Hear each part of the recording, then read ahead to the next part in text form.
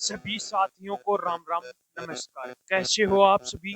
उम्मीद करता हूँ कि आप सभी बहुत ही बढ़िया होंगे और बहुत ही बेहतरीन तरीके से अपनी गवर्नमेंट जॉब की तैयारी को कर रहे हैं। तो आज के इस वीडियो में हम बात करने वाले हैं बीएसएफ हेड कांस्टेबल मिनिस्ट्रियल और एएसआई भर्ती 2024 की। यानी कि ये सीएपी फोर्स के थ्रू ये भर्ती आपकी आई थी और बहुत से बच्चे परेशान हो रहे हैं कि सर इसका फिजिकल है वो आपका कब तक होगा। तो इसके बारे में हम पूरी डिटेल से बात करेंगे कि इसका फिजिकल आपका कब तक होना है, क्योंकि पहले भी आपको बताया गया था कि इसका फिजिकल दिसंबर में होगा, अब बोल रहे हैं कि जनवरी में होगा। तो पूरी डिटेल से हम बातें करने वाले हैं, तो वीडियो में लास्ट तक जरूर बने रहना। जो कैंडिडेट वीडियो में नए जुड़े हैं वो एक बार चैनल को सब्सक्राइब जरूर कर लेना, जिन्हें हर एक भर्ती की अपडेट सबसे पहले मिलते रहे। और जो candidate BSF head constable ministerial और एएसआई भर्ती की तैयारी कर रहा है तो उसके लिए वीडियो बहुत ज्यादा इंपॉर्टेंट रहने वाला है। तो जो अपनी भर्ती है वो आपकी है BSF head constable ministerial ASI भर्ती 2024। जो आपकी भर्ती है वो 3 फेज के अंदर कंप्लीट होगी। सबसे पहले फर्स्ट फेज के अंदर आपका होगा पीईटी और पीएसटी होगा। फर्स्ट फेज के अंदर आपका इसका होगा पीईटी और पीएसटी होगा। सेकंड फेज के अंदर आपका इसका होगा सीबीटी होगा, यानी कि कंप्यूटर बेस्ड एग्जाम होगा।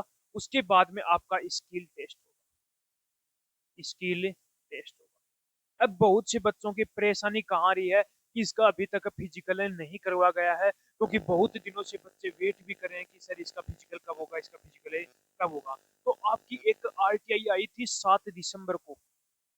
7 दिसंबर को आपकी आरटीआई आई थी, जिसके अंदर बोला गया था कि इसका जो फिजिकल है वो दिसंबर में न होकर आपका जनवरी के अंदर आपका फिजिकल करवाया जाएगा, यानी कि जनवरी 2025 के अंदर। जनवरी 2025 के अंदर इसका फिजिकल करवाया जाएगा। लेकिन जनवरी भी आपकी लगभग कंप्लीट होने गई, लेकिन फिजिकल नहीं करवाया गया। अब जो आरटीआई है 2-3 दिन पहले आपकी जो आरटीआई आई है, यानी कि 15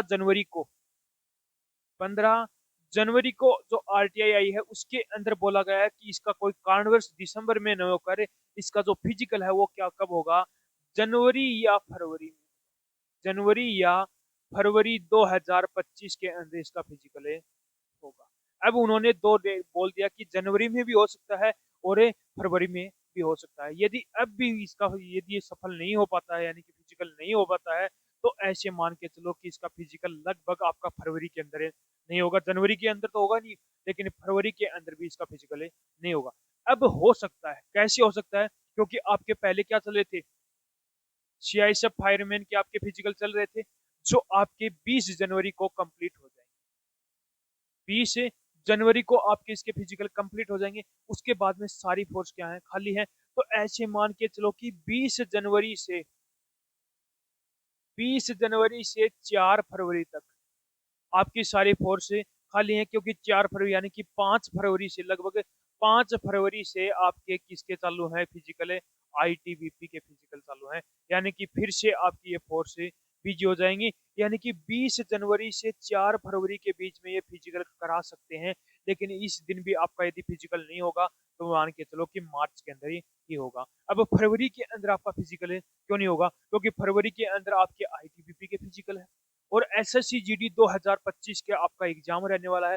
तो फरवरी पूरा ही बिजी है, यानी कि 25 फरवरी, लगभग 25 फरवरी को आपका एसएससी जीडी का एग्जाम कंप्लीट होगा और तब तक ही आपका आईटीबीपी का क्या रहने वाला है, जो फिजिकल है वो कंप्लीट होगा। जैसे ही आईटीबीपी का फिजिकल कंप्लीट होता है, उसके बाद में आपका बीएसएफ हेड कांस्टेबल मिनिस्ट्रियल और एएसआई भर्ती का आपका फिजिकल कंडक्ट करवाया जाएगा। तो ऐसे मान के चलो कि इसकी फिजिकल लगभग कब हो सकता है, तो इसका जो फिजिकल है वो